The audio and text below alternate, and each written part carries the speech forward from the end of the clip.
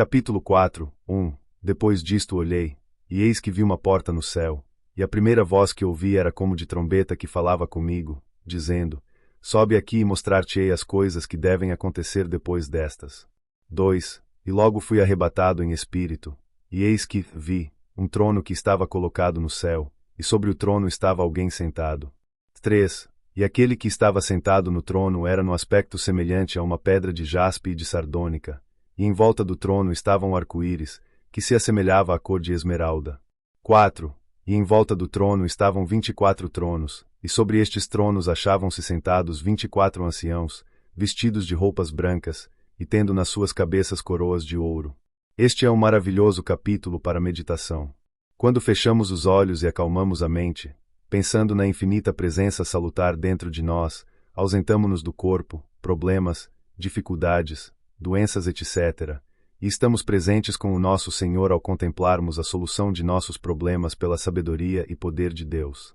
Fechamos a porta dos sentidos que dá para o mundo exterior e abrimos outra porta para dentro, para o reino subjetivo, para o céu. A trombeta, que você ouve, representa o seu tom, estado de espírito ou sentimento interior, que se torna exultante, enobrecedor e inspirador, quando você contempla o seu bem. Esta é a voz da trombeta. A sua fé e convicção são uma profecia do que está por vir. Mostrar-te-ei as coisas que devem acontecer depois destas. Quer dizer, que na meditação você pode ter uma previsão das coisas futuras, pode ver a resposta à sua oração antes de experimentá-la objetivamente. Na oração você chama coisas que não existem como se existissem, e o que não é visto se torna visto.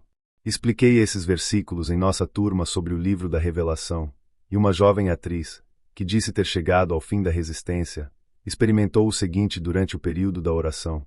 Começou a imaginar que tinha nas mãos um contrato, começou a senti-lo e a dar graças, dizendo para si: agora é meu. Tenho tanta coisa a dar. Ela conviveu com a imagem mental da aceitação, sabendo que, tendo visto e sentido sua realidade na mente, ela o experimentaria objetivamente. Dentro de um mês ela conseguiu o contrato.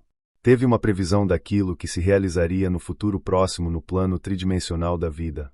O trono mencionado nesses versículos significa a sua autoridade e a sua compreensão das leis espirituais e mentais. Você tem a autoridade para se unir mental e emocionalmente com o seu bem, sabendo que a lei criadora da sua mente fará com que isso se realize. Você está sempre no trono de Deus, pois Deus é onipresente, e a sua separação da sua presença é puramente de pensamento e crença. O arco-íris em volta do trono representa a sua aliança ou acordo com o seu bem. É simbólico das 7 cores do espectro solar, produzidas por diferentes graus de vibração da energia universal, que no final resultam no universo visível. Quando passamos pelos 7 graus de oração já mencionados, o arco-íris está em volta de nós porque estamos refletindo a nossa fé na presença de Deus interior do mesmo modo que a água age como prisma ao transmitir a luz do sol. O jaspe e a sardônica representam o poder e domínio sobre os nossos pensamentos.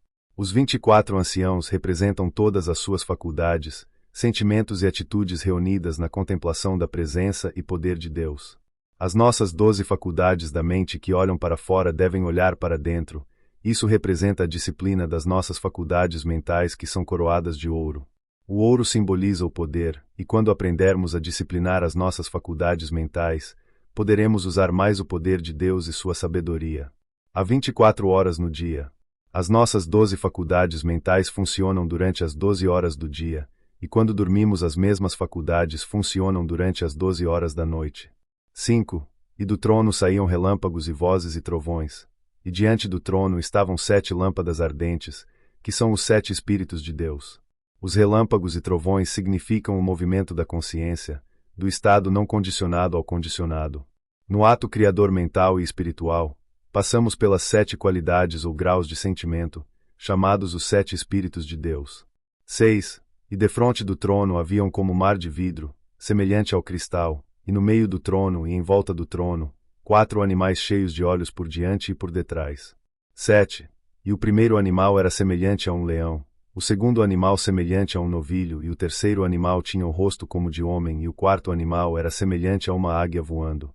8. E os 4 animais tinham cada um 6 asas, e em volta e por dentro estavam cheios de olhos, e não cessavam dia e noite de dizer: Santo, Santo, Santo é o Senhor Deus Onipotente, que era, que é, e que há de vir.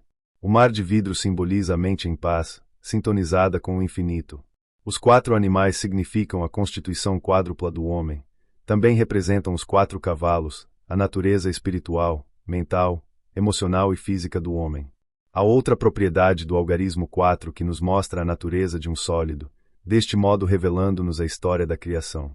Pois sob o título de 1 está o que em geometria se chama de ponto, sob o 2 está a linha.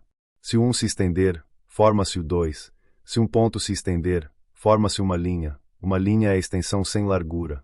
Se acrescentar a largura, resulta uma espécie, que vem sob a categoria 3. Para fazer de um plano um sólido é preciso uma coisa, profundidade, e essa adição ao 3 produz o 4. Há 4 estágios para se produzir um sólido, o mesmo se aplica a todo o resto. Temos a semente, o solo, a essência criadora, e a planta. Ao fazer a água no laboratório químico temos o hidrogênio, o oxigênio, a centelha elétrica e a água. O algarismo 4 pode ser dramatizado de muitas maneiras, com as 4 estações do ano, 4 fases da lua, os 4 naipes do baralho, as 4 virtudes, a prudência, o autodomínio, a fé e a justiça, e os 4 elementos, fogo, água, ar e terra. Os 4 animais podem ser explicados como os 4 signos fixos do zodíaco: leão, touro, aquário e escorpião. Leão representa o poder espiritual e touro significa o bezerro ou ovilho, o animal de carga. Trabalhamos com o nosso desejo para fazer com que ele se realize. Aquário, o homem, significa o carregador de água. Água significa a verdade, o que quer dizer que meditamos sobre a realidade do nosso desejo despejando água ou o sentimento sobre o nosso ideal.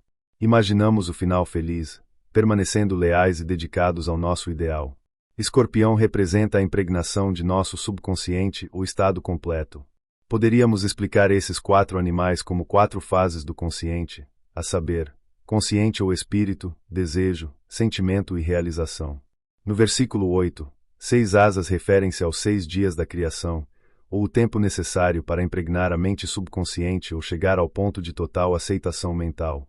Temos de trabalhar com afinco em todas as fases de nossa vida para banir o negativismo e o pensamento destruidor de todo tipo. Devemos vigiar os nossos pensamentos, ideias, opiniões e reações e fazer com que nada atravesse o limiar de nossa mente que não seja aquilo que encha a nossa alma de alegria. Devemos trabalhar mentalmente pela oração até alcançarmos o sábado ou o 7º dia, que é a certeza íntima e a calma tranquila que se segue à oração. O 7º dia ou os 7 espíritos referem-se aos 6 dias ou 6 passos que levam ao 7º dia de repouso ou convicção. Vemos que na Bíblia há referências constantes aos 6, como os 6 degraus do trono de Salomão e as 6 talhas de água na festa das bodas de Caná. Todas essas referências significam a mesma coisa, pois a Bíblia utiliza coisas exteriores e concretas para representar movimentos interiores da consciência. As asas permitem que você se eleve acima das tormentas da vida. Com a sua compreensão da oração você pode ser um paraquedista e voar sobre a sua dificuldade para um porto de repouso e segurança, a presença de Deus dentro de você. Nessa fortaleza inexpugnável ninguém o poderá sitiar. Ali você forma, molda e dirige o que está por vir, adaptando a sua mente às verdades de Deus, pode produzir uma resposta perfeita para a sua oração.